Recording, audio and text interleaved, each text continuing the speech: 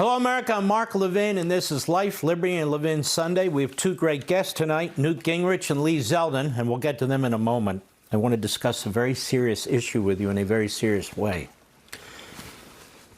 We see Joe Biden. We see how he walks. We see how he stares. We see how he gets angry and how he cringes. This issue of dementia is a serious issue. I should know. I've had two people in my family who've had Alzheimer's and one who had moderate dementia. It's not funny. It's very upsetting. It's depressing. To watch somebody deteriorate like this, and in the early stages, they know they're deteriorating. And then how the family has to care for the person, wants to care for the person. It's not funny. You've never heard me do jokes about Joe Biden and dementia. Oh, I'll make jokes about him on other things, but not that. And Potter Stewart said about pornography once, I know it when I see it. I know dementia when I see it. I think I speak maybe not for all, but for many people, many families who've seen this. The telltale signs. It's not a mystery when somebody's deteriorating. Everybody gets old and they have memory issues. They'll forget a name here and there. They'll mix things up. That's to be expected. That's not what we're talking about here. And this is why I'm so disgusted that Joe Biden is running for president, that his family wants him to run for president, that the people around him are like a Praetorian Guard pretending he's as sharp as a tack, that the American media are playing along, in fact, playing defense.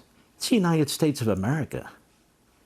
We're talking about the President of the United States. We're talking about one branch of government that controls whether we go to war or not and what type of weapons we use, among 1,000 other things. You see men in the past, healthy men, in their 50s, you've seen what the presidency does to them.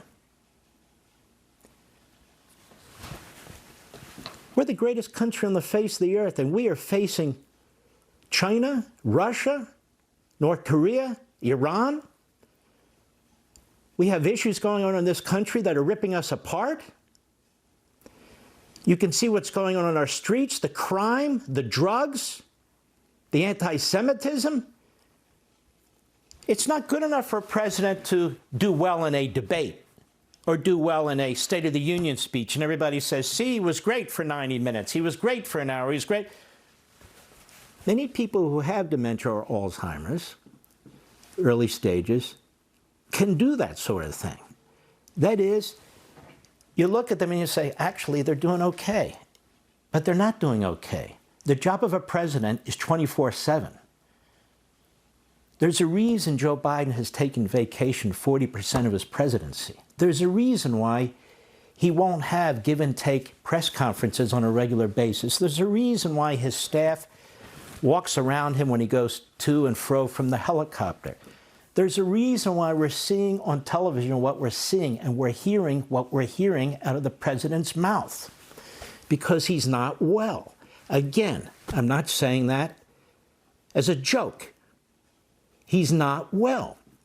People have heart disease. I do. People have diabetes. People have all kinds of things. And people have mental health issues. And it's not funny. But it is utterly unconscionable and irresponsible for the largest political party in this country to be nominating somebody for president who they nominated before when he wasn't well, when the vast majority of its members know damn well that what I'm saying is the truth. And the hosts in every news organization in America know what I'm saying is the truth. And the people who've met with him, Schumer, Hakeem Jeffries, Nancy Pelosi, who go out and lie for him, they know I'm telling the truth. We have a report from the special counsel, Robert Hur, who was investigating Joe Biden for crimes related to classified information. And he found that he committed crimes. And he did so willfully under the Espionage Act. and didn't do so with presidential protection. He did so when he was a senator, when he was a citizen, and when he was vice president. But he says, I can't charge him because the Department of Justice has taken the position that you can't charge a sitting president. Plus, he says, he's not mentally fit. And so what happened? The special counsel came under a withering attack from the White House, from the Democrat Party, from the leadership of the Democrat Party, from their campaign operatives, from the media. But the man speaking the truth, he didn't have an issue with Biden as president or being president. He had an issue when he interviewed him for 5 hours. And we have an Attorney General of the United States who will not release the audio. We, the people, we have a right to hear the audio, especially now, when we're making a decision about the presidency. When we see what we see and we hear what we hear, we want the audio. He comes up with some kind of cockamamie privilege. He goes over the White House. Only a president can assert privilege. Biden asserts privilege to protect his audio. This is a sham. They don't want transparency. The special counsel said Mr. Biden's memory was significantly limited, both during the recorded interviews with the ghostwriter in 2017 and in his interview with our office in 2023. These aren't national security secrets, the audio. The argument that, well, it could affect other investigations, how preposterous. Anybody remember the release of grand jury testimony from Bill Clinton with the cigar? Was that a national security secret? They come up with these lies. He also said, we have also considered that at trial, Mr. Biden will likely present himself to a jury, as he did during our interview of him, as a sympathetic, well-meaning elderly man with a poor memory. That's not good enough for President of the United States. We had a report out of the Wall Street Journal by Annie Linsky and Siobhan Hughes. Now, these two have come under withering attack. They're not Trump supporters. They're reporters. Reporters tend to be Biden supporters. They're liberals, I'm sure. I don't know. But they're under attack because they dared to write an article, behind closed doors, Biden shows signs of slipping. Participants in meetings said the 81-year-old president performed poorly at times. The White House said Biden is sharp and his critics are playing partisan politics. No, the Democrats are going to run somebody for president. How is this partisan politics? Well, he's going to be the nominee. That's the problem. When President Biden met with congressional leaders in the West Wing in January to negotiate a Ukrainian funding deal, he spoke so softly at times that some participants struggled to hear him, according to 5 people familiar with the meeting. He read from notes to make obvious points, paused for extended periods of time, sometimes closed his eyes for so long that some in the room wondered whether he had tuned out. Now, it goes on, and of course it has the White House pushing back. It has the White House calling people they interviewed to tell them to call the Wall Street Journal back and tell them, actually, it wasn't as we thought. This is a scam. The Democrat Party is running a man for president who shouldn't be president. Who shouldn't be president. We have a 25th Amendment to the Constitution. Section 4 of the Constitution requires the Vice President of the United States and the Cabinet to care more about the country than they do their own party in power. But we don't have a Vice President and a Cabinet who care more about the country than their own party and their own power. What does it say? Whenever the Vice President and majority of either the principal officers of the executive departments or of such other body of Congress may by law provide, transmit to the President pro tem of the Senate and the Speaker of the House of Representatives their written declaration that the President is unable to discharge the powers and duties of his office, the Vice President shall immediately assume the powers and duties of the office as acting President. And it goes on to say the President can push back, provide a letter to Congress, and then Congress has to take the subject up, and by a supermajority can make the decision on whether or not the President is fit or not. That's a serious constitutional amendment. It's in the Constitution. It's the 25th Amendment.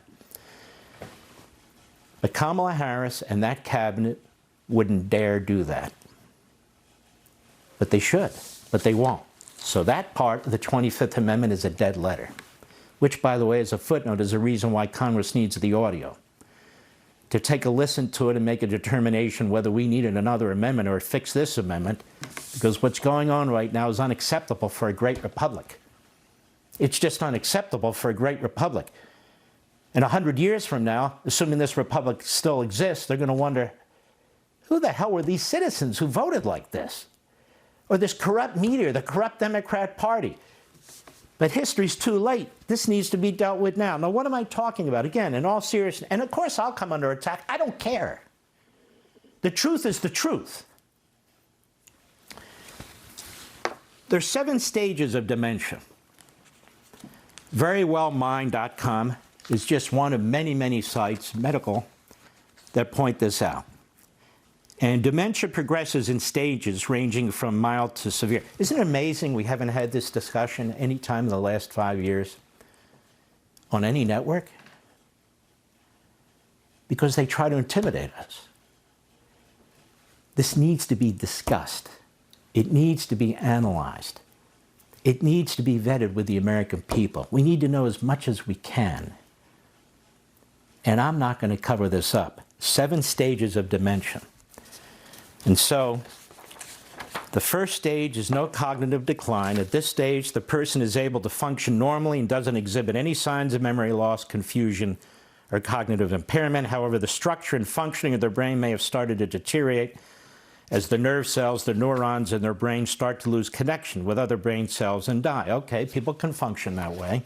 Stage 2, very mild cognitive decline. The person starts to experience occasional lapses of memory, such as forgetting where they keep familiar everyday objects, forgetting names they once knew very well. At this stage, the symptoms are unlikely to affect the person's work or social interactions. We know a lot of elderly people who have this problem. Okay, fine. Most of them aren't present, by the way. Stage 3, mild cognitive decline. Now it gets more serious.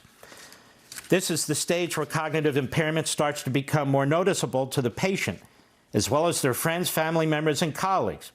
The person may start to show symptoms such as getting lost while walking or driving, particularly in unfamiliar places, reading something and retaining very little of it, forgetting the names of people they've just met, losing items of importance or value, having trouble concentrating and performing complex tasks, experiencing increasing difficulty in social settings, and so forth. Stage 4, moderate cognitive decline. In this stage, the person will exhibit a definitive decline in cognitive ability in a clinical interview. Lack of knowledge of current and recent events, difficulty remembering parts of their own personal history. We have that in the HER report. Trouble with organizing, planning, traveling, and managing finances. And it goes on. Stage 5, moderately severe cognitive decline. From this stage onward, the person may no longer be able to function without some assistance. Some of the symptoms: difficulty recalling an important detail, such as their address, phone number, or high school, or the date of their son's death, or when they were vice president, I would add.